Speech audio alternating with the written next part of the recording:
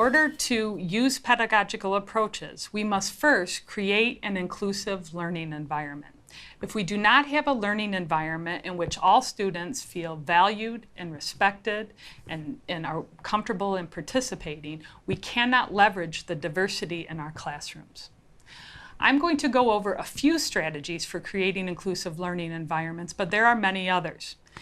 Previous versions of this course included a segment on creating inclusive learning environments, and I encourage you to go back and review those videos as well. I'm going to talk about 3 specific strategies. First is the idea of using multiple learner-centered teaching approaches. Second will be using inclusive language. And third will be writing and using inclusive syllabi. Let's start with using multiple learner-centered approaches to teaching and learning. The rest of this course will really be about this particular topic. You will learn about strategies for creating learner-centered environments in your classroom. The idea here, the idea to use multiple learner-centered approaches, goes back to the fact that one size simply does not fit all for our students. We want to use as many learning styles as we can in our courses so that we appeal to as many students as possible. All of us have different learning styles, and we use different learning styles to learn different parts of the courses we teach. So if you incorporate multiple learner-centered approaches, you will benefit all of your students. I'd like to use metaphors as an example to think about this issue. We often teach with metaphors. We use metaphors to explain abstract concepts. One of the examples someone might use would be American football. We might use a metaphor associated with American football to explain something.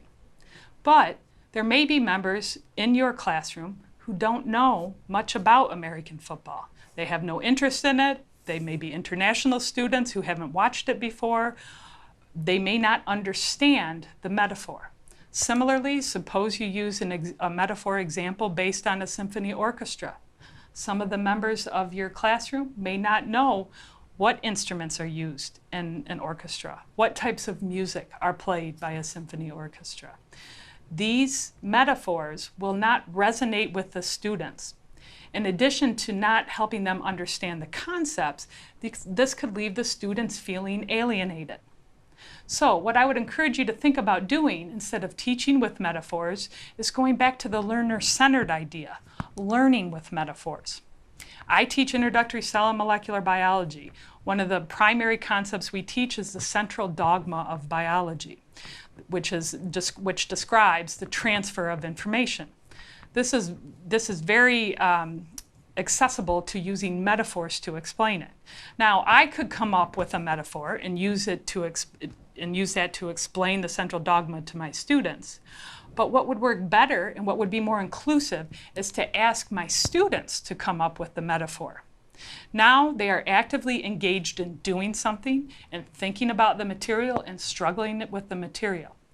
Additionally, they will come up with a metaphor that resonates with them, with the student, not with me. My metaphor may not resonate with them at all, but if they have to create the metaphor themselves, then they will better understand the material.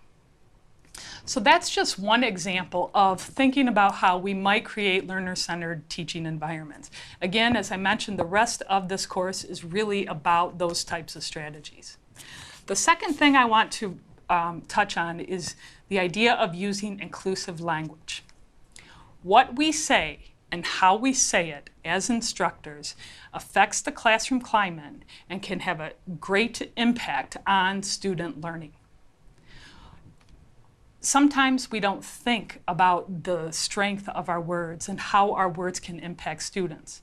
And we may not mean anything by the words that we say, but we can negatively impact the students with what we say.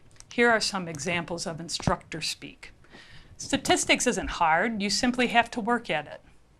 That may have been true for you, but it may not be true for me. And as a student, when I hear that the instructor tell me that it's not hard, that can be very alienating, very discouraging.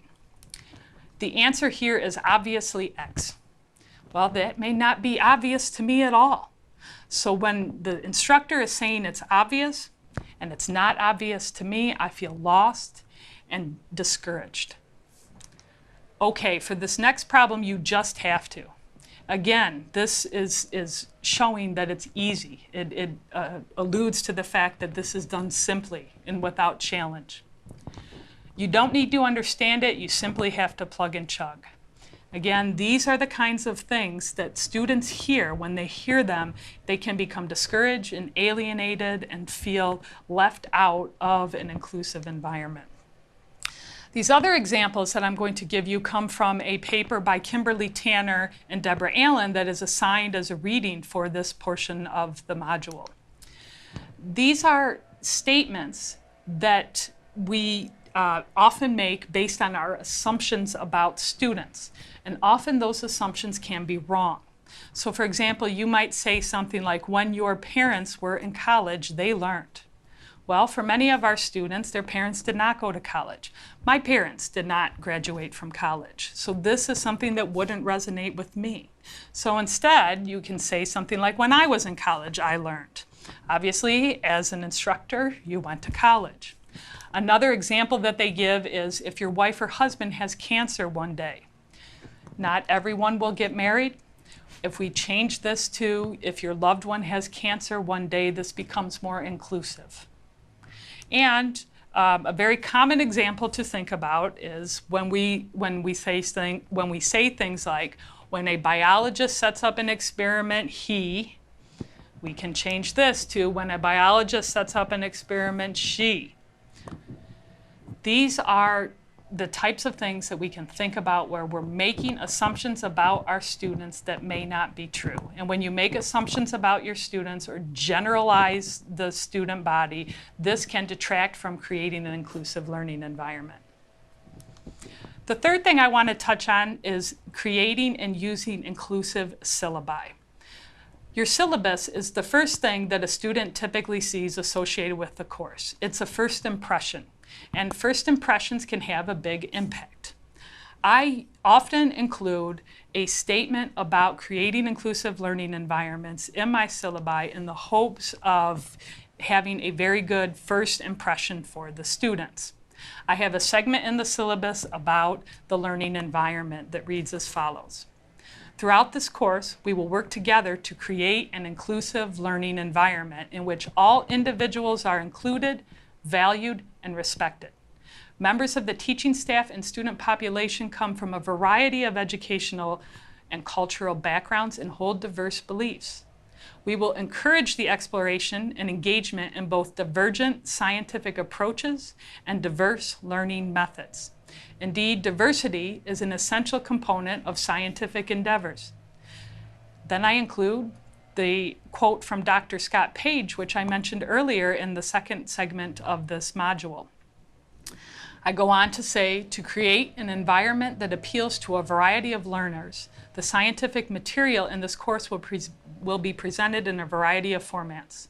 A range of teaching methods shown through educational research to be effective for student learning will be included, and these include various active learning methods, group learning, guided and inquiry-based laboratory investigations. Despite our efforts, these methods will not necessarily apply to all learners. If you find you are struggling with the material, even with these different approaches, you are encouraged to discuss your difficulties with the instructor or a member of the teaching team. We want everyone to succeed. I like to start off with this. I like to talk about this the first day of class. I want the message to be that we want everyone to succeed.